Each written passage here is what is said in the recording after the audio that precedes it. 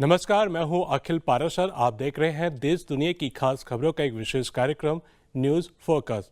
चलिए सबसे पहले नजर डालते हैं इस हफ्ते की खास खबरों पर। चीन और जापान के बीच हरित विकास साझेदारी, एपेक सहयोग से पेरू के कृषि निर्यात में उछाल, चुहाई एयर शो में हाईटेक सैन्य उपकरण प्रदर्शित। अब समाचार विस्तार से। हाल ही में चीन और जापान ने अपनी हरित विकास साझेदारी को बढ़ाने की इच्छा जताई। ऊर्जा संरक्षण और पर्यावरण संरक्षण पर 17वां चीन जापान व्यापक मंच टोक्यो में आयोजित किया गया, जिसकी मेजबानी चीन के राष्ट्रीय विकास और सुधार आयोग और जापान के अर्थव्यवस्था, व्यापार और उद्योग मंत्रालय ने की। इस मंच में 800 से अधिक प्रतिभागियों ने ऊर्जा संरक्षण, कम कार्बन वाली तकनीकें, जलवायु कार्रवाई आदि जैसे महत्वपूर्ण विषयों पर गहन चर्चा की। यह आयोजन, जो 2006 से एक महत्वपूर्ण सहयोग मंच रहा है, ने 450 से अधिक परियोजनाओं को बढ़ावा दिया है, जो एक स्थायी भविष्य के लिए दोनों देशों के साझा महत्वाकांक्षा को रेखांकित करता है। वास्तव में गहन प्रयासों के माध्यम से चीन और जापान वैश्विक और क्षेत्रीय पर्यावरणीय प्रगति को आगे बढ़ाने का लक्ष्य रखते हैं, जो हरित और कम कार्बन वाले उद्योगों को आगे बढ़ाने में उनकी भूमिका को उजागर करता है। चीन के शंघाई में आयोजित 7वें CIIE यानी चीन अंतर्राष्ट्रीय आयात एक्सपो में हेल्थ केयर, फूड और हॉस्पिटैलिटी सेक्टर के ग्लोबल बिजनेस लीडर्स ने चुनौतियों के बावजूद चीन की विशाल बाजार क्षमता के बारे में आशा जताई। उन्हें चीन में अपार संभावनाएं दिख रही हैं। एडवर्ड्स लाइफ साइंसेज और सिल्वर फन फार्म जैसी कंपनियों ने चीन की बढ़ती उम्र की आबादी और विकसित होते उपभोक्ता परिदृश्य को विकास के चालक के रूप में उजागर किया। IHG होटल्स एंड रिजॉर्ट्स ने बढ़ती यात्रा पर जोर दिया, लेकिन प्रति व्यक्ति खर्च में गिरावट का उल्लेख किया, क्योंकि अधिक लोग किफायती यात्रा विकल्पों की तलाश कर रहे हैं। आपको बता दें कि नया युग साझा भविष्य थीम पर आधारित इस साल के CIIE ने एक महत्वपूर्ण मील का पत्थर स्थापित किया है, जिसमें 297 फॉर्च्यून ग्लोबल 500 कंपनियों और दुनिया भर के अग्रणी उद्योग खिलाड़ियों ने भाग लिया। एपेक 2024 समिट का मेजबान देश पेरू ब्लूबेरी और अंगूर का दुनिया का सबसे बड़ा निर्यातक है। यह एपेक सहयोग के माध्यम से और भी अधिक महत्वपूर्ण वृद्धि की उम्मीद कर रहा है। विवेरो विनेडो जैसी नर्सरियों में कर्मचारी लचीलापन बढ़ाने के लिए बेलों को ग्राफ्ट करते हैं, जो गुणवत्तापूर्ण कृषि के प्रति पेरू की प्रतिबद्धता को दर्शाता है। जलवायु लाभों के कारण पेरू साल भर उत्पादन करता है, जिससे चीन जैसे प्रमुख बाजारों के साथ संबंध मजबूत होते हैं। पेरू का कृषि क्षेत्र विस्तार के लिए तैयार है, जो अंगूर और ब्लूबेरी जैसी ताजी उपज की उच्च मांग को पूरा करता है। इस साल अक्टूबर में चीन का ई-कॉमर्स लॉजिस्टिक्स इंडेक्स 115 अंक तक बढ़ गया, जिससे लोकप्रिय ऑनलाइन सेल्स प्रमोशन से बढ़ावा मिला। यह वृद्धि ई-कॉमर्स लॉजिस्टिक्स में स्थिर सुधार को दर्शाती है, जो घरेलू उपकरणों और इलेक्ट्रॉनिक्स ट्रेड-इन के लिए उपभोक्ता मांग में वृद्धि से प्रेरित है। अक्टूबर में ट्रेडिंग वॉल्यूम सब इंडेक्स 137.7 अंक पर पहुंच गया, जो पिछले 5 वर्षों में सबसे मजबूत प्रदर्शन को दर्शाता है, खासकर पूर्वोत्तर चीन में। यह वृद्धि चीन के गतिशील ई-कॉमर्स परिदृश्य को उजागर करती है, जो नए और सुविधाजनक ऑनलाइन शॉपिंग अनुभवों के लिए उत्सुक एक ठोस उपभोक्ता को दर्शाती है। 12 नवंबर को शुरू हुए चुहाई एयर शो में हाईटेक सैन्य उपकरण प्रदर्शित किए गए। इसमें उन्नत टैंक, हमला करने वाले वाहन और 4 पैरों वाले रोबोट शामिल थे, जिन्हें रोमांचक प्रदर्शनों में दिखाया गया। पहली बार एक साथ काम करने वाली मानव रहित जमीनी मशीनें प्रदर्शित की गईं। रूस, फ्रांस और अमेरिका सहित 47 देशों की 1000 से ज्यादा कंपनियों ने चीन के सबसे महत्वपूर्ण रक्षा कार्यक्रम में हिस्सा लिया। मानव रहित लड़ाकू प्रणालियों और डिजिटल कमांड लिंक के साथ चुहाई का लक्ष्य भविष्य के लिए रक्षा तकनीक का एक आधुनिक दृष्टिकोण दिखाना है। चाइना मीडिया ग्रुप के एक हालिया वीडियो में थियनखोंग अंतरिक्ष स्टेशन पर चीन के संचो 18 और संचो 19 चालक दल के बीच हस्तांतरण की पूरी प्रक्रिया दिखाई गई, जिसमें वैज्ञानिक प्रयोगों के लिए नमूने और उपकरण भी शामिल थे। 30 अक्टूबर को लॉन्च की गई संचो 19 की टीम उसी दिन अपने समकक्षों के साथ जुड़ गई। माइक्रोग्रेविटी में कोशिका वृद्धि पर ध्यान केंद्रित करने वाले वैज्ञानिक प्रयोग चीन की इन ऑर्बिट मेडिकल रिसर्च को जारी रखते हैं। 1 नवंबर को हैंडओवर समारोह के बाद संचो 18 के अंतरिक्ष यात्री 4 नवंबर को पृथ्वी पर वापस लौट आए। यह रोटेशन स्पेस मेडिसिन को आगे बढ़ाने के लिए चीन की कमिटमेंट को दर्शाता है, क्योंकि अंतरिक्ष यात्री महत्वपूर्ण कार्य करते हैं, जो भविष्य के मिशनों के लिए नॉलेज को गहरा करते हैं। तो ये थी इस हफ्ते की अहम खबरें। अब चलते हैं हमारे एक स्पेशल सेगमेंट न्यूज स्टोरी की तरफ। एपेक यानी एशिया प्रशांत आर्थिक सहयोग एक महत्वपूर्ण अंतर सरकारी मंच है, जिसका उद्देश्य एशिया प्रशांत क्षेत्र में व्यापार, निवेश और आर्थिक विकास को बढ़ावा देना है।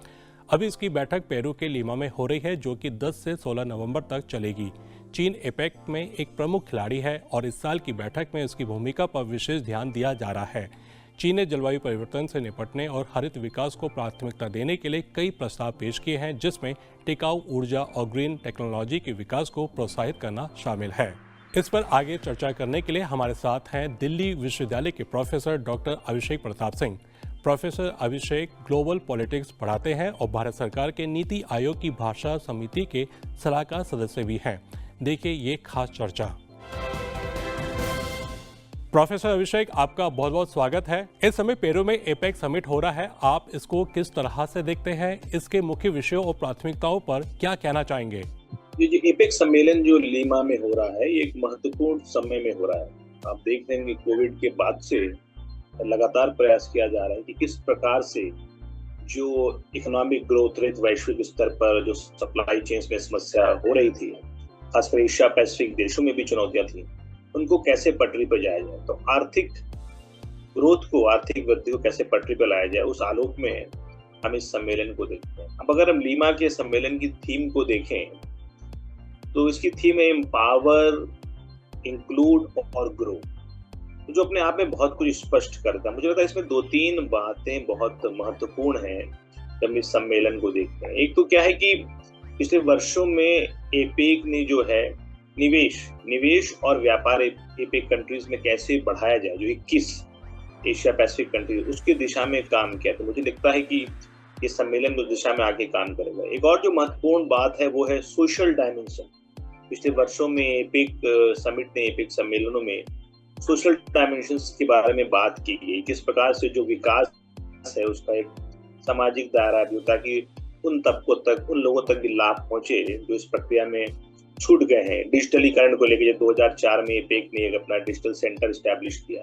उसने किस प्रकार से जो डिजिटल डिवाइड है उसको दूर किया जाए, उस मामले में प्रयास करना शुरू किया। साथ ही एपेक का एक सोशल डायलॉग फोरम भी है, उसने भी काम शुरू किया, किस प्रकार से जो विभिन्न समुदाय हैं एपेक कंट्रीज में, उनके बीच जो है बेहतर संभावनाएं और बेहतर अवसर है।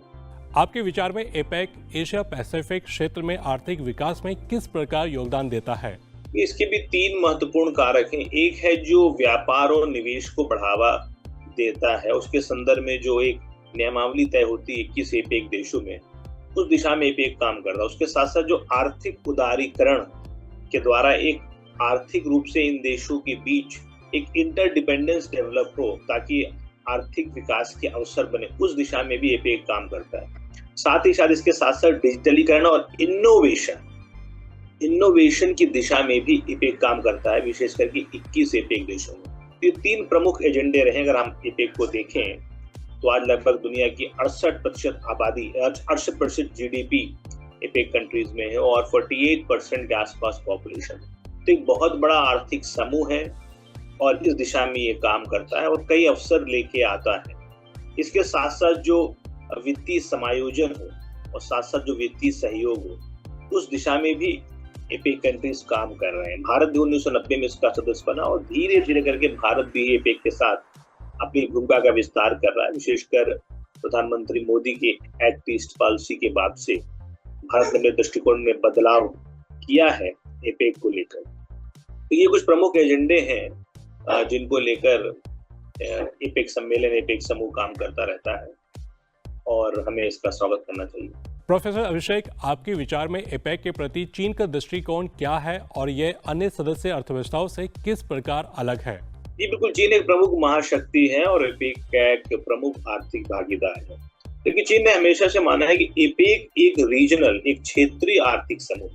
तो ये 21 जो एपेक कंट्रीज हैं, इनके बीच हमें एक बेहतर व्यापार और बेहतर निवेश और बेहतर आर्थिक विकास के अवसर कैसे प्रदान कर सकें, उस दिशा में चीन ने एपेक की भूमिका को समय समय पर परिभाषित किया है और उस दिशा में चीन ने काम किया। साथ ही साथ एपेक कंट्रीज जो 21 एशिया पैसिफिक देश है, उनके बीच जो व्यापार है उसको लेके नियमों में कैसे एक सहमति बन सके, ताकि एक हम जो है वित्तीय उदारीकरण के मॉडल को लेके आगे बढ़ सके। ये कुछ सकारात्मक एजेंडे हैं जिनको लेकर चीन ने एपेक के प्रति अपना दृष्टिकोण बनाया है, मैं ऐसा समझता हूँ। धन्यवाद। तो ये था आज का खास कार्यक्रम न्यूज़ फोकस। अभी इजाजत दीजिए, अगले हफ्ते फिर मिलेंगे इसी समय। नमस्ते।